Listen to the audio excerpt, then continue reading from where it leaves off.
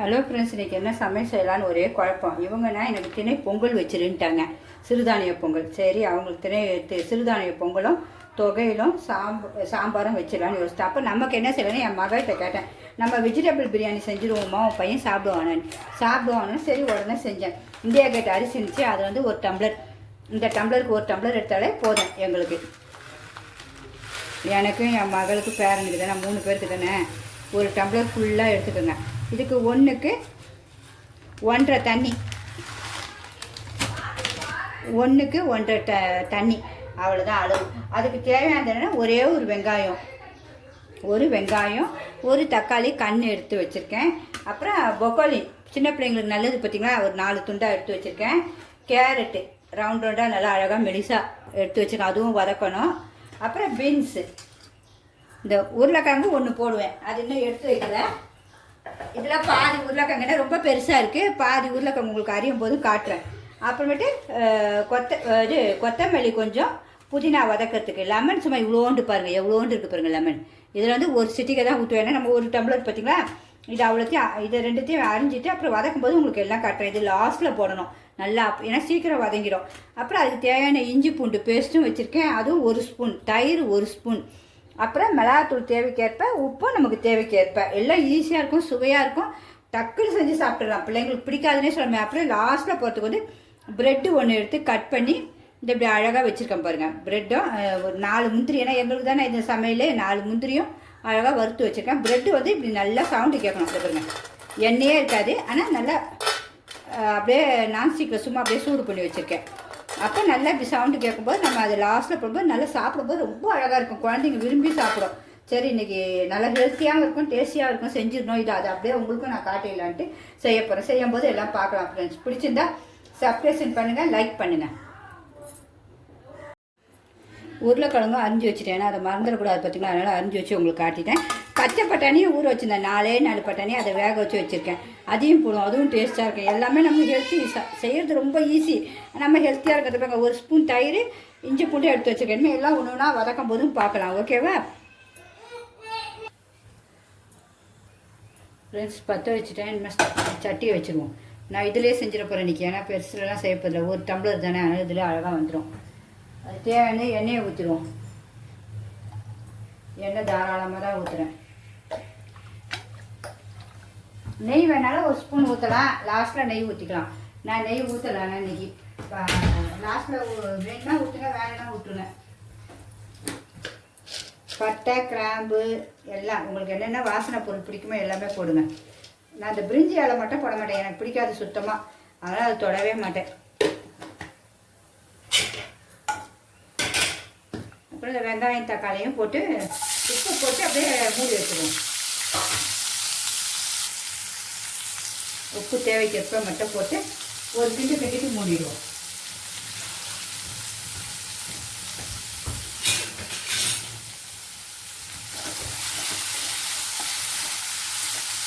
இன்னும் மூடி வச்சுருவோம். அது நல்லா வதங்க தான் டேஸ்ட்டு. உங்களுக்கு சொல்லியிருக்கேன்ல என் சமையலில். இப்போ பார்க்கலாமா, நல்லா பாதி வெந்துருச்சு, நல்லா அழகாக வதங்கிடுச்சு நல்லா அழகாக பாதி. அதுக்கப்புறம் நம்ம பீன்ஸு உருளைக்கிழங்கெல்லாம் போட்டுருவோம், ஏன்னா அதெல்லாம் வேகணும் இல்லை. பக்கோலி லாஸ்ட்டில் போடலாம். பச்சை மிளகாய் 2யும் போட்டுருவோம். நான் கீரலை, ஏன்னா குழந்தைங்க இருக்கனால, சின்ன பேரை இருக்கனால கீரலை. இது அவ்வளோத்தையும் போட்டு நல்லா வதக்குவோம்.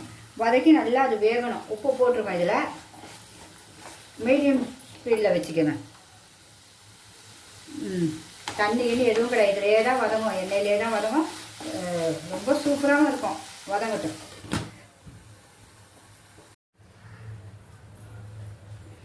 வதங்கிடுச்சு. நம்ம இஞ்சி பூண்டையும் அந்த தயிரையும் ஊற்றிடுவோம். இதிலே தயிர், மிளகாத்தூள், உப்பு போட்டிருக்கோம் நம்ம, ஓகேவா. மிளகாத்தூளும் கொஞ்சம் தான் போட போகிறேன், ஏன்னா குட்டி பையன் சாப்பிட்ணும் காற்றுக்கு. புதினா கொத்தமல்லியும் வதங்கட்டும்.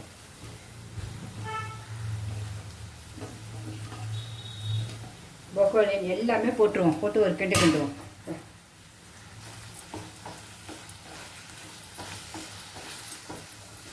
அப்படியே மூடி வச்சுருவோம். இன்னும் கொஞ்ச நேரம் கழிச்சு கிண்டி பார்ப்போம், நல்லா வந்துடும். மிளகாத்தூள் பத்தலைன்னா போட்டுக்கலாம். உப்பு எல்லாமே நம்ம தண்ணியை ஊற்றுவோம்ல, 1:1 தண்ணி ஊற்றும் போது டேஸ்ட் பார்ப்போம். அப்போ பத்தலைனா எது பத்தலான்னு நம்ம போட்டுக்கலாம். தண்ணியிலே டேஸ்ட் பார்த்தோம், அதுக்கப்புறம் சேர்க்கக்கூடாது. பட்டாணியும் வேக வச்சுருக்கேன். இது அழகாக கலர் சூப்பராக வந்துருச்சா. இப்போ பட்டாணி வேக வச்ச பட்டாணி இதிலே போட்டு வதக்கிடுவோம். கொஞ்சம் அந்த ஒரு மாதிரி ஒரு பச்சை பட்டாணி வாடை வந்துச்சுன்னா அது வராது. இப்படி வதக்கிட்டிங்கன்னா போட்டு நல்லா கொஞ்சம் வதக்கிட்டு கொஞ்சம் 2 நிமிஷம் அப்படியே மூடியே போடுவோம்.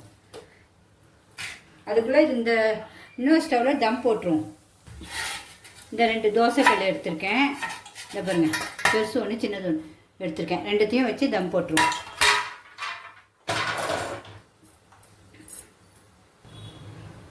பார்ப்போமா? இப்போ நல்லா வந்துருச்சு, கலரும் அழகாக மாறிடுச்சு, நல்லா சூப்பராக எல்லாம் வந்துருச்சு. இந்த பாருங்கள், பார்க்க அழகாக இருக்கா? அந்த பாருங்கள். இனிமேல் தண்ணி நம்ம இந்த ஒரு இதுக்கு 1 போட்டோம் பார்த்தீங்களா அரிசி, இதுக்கு கரெக்டாக 1.5 தண்ணி தான். அந்த இப்போ 1 ஊற்றுறேன், இன்னொன்று அரை ஊற்றுவோம் பாருங்கள்.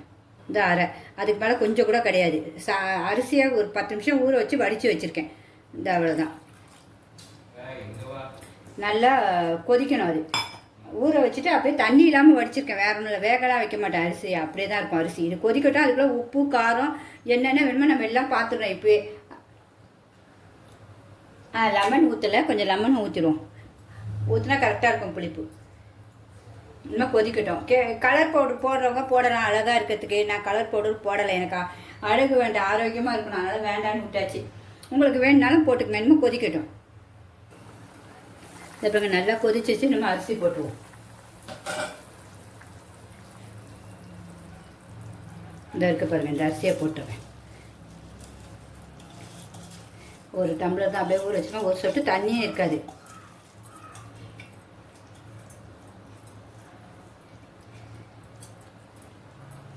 இதிலே ஃபுல்லாக வந்துடும் நமக்கு அழகாக. ஒரு கலர் விட்டு கொஞ்சம் மூடி வச்சுருவோம். மூடி கொதிச்சோடனே மூடி வச்சுருவோம். கொஞ்சம் சிம்லேயே இருக்கட்டும். அரை உப்பு எல்லாம் பார்த்தா எனக்கு சூப்பராக இருக்குது. ப்ரெட்டு வந்து லாஸ்ட்டில் தான் போடணும் நம்ம. அது இந்த தம் போடுறதுக்கு முன்னாடி ப்ரெட்டு போடுவோம். தம் போடுறதுக்கு இந்த 2 கல் வச்சுருக்கேன் பாருங்க, சூடாக இருக்குது. இந்த பாருங்க, 2 கல் வச்சுருக்கேன் தம் போட. இப்போ கொதிக்குது, மூடி வச்சுருவோம். மூடி வச்சு கொஞ்சம் பாதி தீயில் வச்சிடலாம். ஓகே, இந்த பாருங்க அழகாக வந்துருச்சு. இன்னும் கொஞ்சம் தண்ணி இருக்கும், அதுக்கு தான் நம்ம தம் போட்டோம். அந்த பார்த்தீங்கன்னா தண்ணி இருக்கு உள்ள. அரை தான் வெந்திருக்கு. நம்ம தம் போடும்போது போட்டுட்டு ஆஃப் பண்ணிக்கிட்டே வச்சுக்கோங்க, அப்படியே சூப்பராகிடும். எவ்வளோ பார்க்க ஒரு அழகாக இருக்குது பாருங்கள் சாதம். இப்போ நம்ம இந்த ப்ரெட்டு முந்திரி எல்லாம் கூட போடலாம். ஆனால் இன்னும் கொஞ்சம் நம்ம போடும்போது அழகாக இருக்கும். இதை போட்டுடலாம் பாருங்கள், அவ்வளோதான். போட்டு இந்த மூடி வச்சு நம்ம மூட முடியாது, அதனால் இந்த தட்டு போடுவோம். இந்த தட்டு வச்சுருவோம், ஏன்னா தம் போடுறதுக்கு இதுதான்.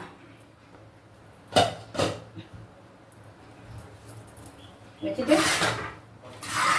மேலே ஒரு தோசை இதையும் கீழே அடியிலையும் ஒரு தோசை கல் வைக்கணும். இப்போ அதை வச்சுட்டு உங்களுக்கு நான் வைக்கிறேன் பாருங்கள். நான் ரொம்ப கொதிக்கும்.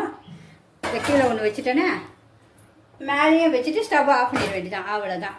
ஓகே ஃப்ரெண்ட்ஸ், ஒரு 5 நிமிஷம் கழிச்சு பார்ப்போம்.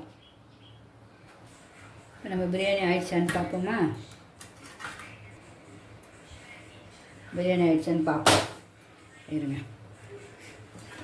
அப்பா எவ்வளோ சூப்பராக ஆயிடுச்சு பாருங்க, உதிரியாக. நம்ம பார்க்கவே தேவையில்லைங்க, பொழுன்னு வந்துருச்சு பாருங்க. பிரியாணி பார்க்க அழகாக இருக்கா? எவ்வளோ கிண்டலாம் ஒன்றாவது, ஒரே ஒரு யானத்தில் தான் கிண்டி. இனிமேல் நம்ம வந்து அந்த யானத்திலே மூடிடலாம். இது வேண்டாம், நம்ம மூடி போட்ட யானத்தில் முடிஞ்சிருச்சு. சுவையான பிரியாணி ரெடி. எல்லாருமே ட்ரை பண்ணி பாருங்கள். பிடிச்சிருந்தா லைக் பண்ணுங்கள், சப்ஸ்கிரைப் பண்ணுங்கள். ஓகே ஃப்ரெண்ட்ஸ், பாய். டேஸ்ட் பார்ப்போமா கொஞ்சோண்டு?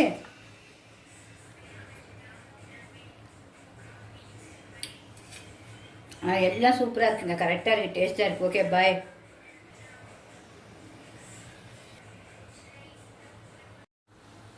ஹலோ ஃப்ரெண்ட்ஸ், இன்றைக்கி பாருங்கள் வெஜிடேபிள் ரைஸ் என்ன பண்ணலான்னு யோசிக்கும்போது வெஜிடேபிள் ரைஸ் செஞ்சேன். எவ்வளோ சூப்பராக இருக்குது பாருங்கள், பார்க்கையே அவ்வளோ அழகாக இருக்குது. ப்ரெட்டை பாருங்கள், பிய்யவே இல்லை பாருங்கள், எவ்வளோ அழகாக இருக்குது பாருங்கள். எடுத்தே காட்டுறேன் உங்களுக்கு. இந்த பாருங்கள், ப்ரெட்டு பிய்யவே இல்லை. குழந்தைங்க சாப்பிடும்போது அழகாக சாப்பிடும், ரொம்ப டேஸ்ட்டாகவும் இருக்குது. அடுத்தது பார்ப்போம் என்னுடைய சமையலை. அடுத்தது பெக்கோலின். யாருமே டக்குன்னு சாப்பிட மாட்டாங்க. ஒரு முட்டையை விட்டு கிண்டினேன், பெப்பர் போட்டேன், கலர் மாறாத பெக்கோலின். அடுத்தது பச்சடி. நம்ம வெஜிடபிள் ரைஸ்க்கு கண்டிப்பாக பச்சடி தேவை.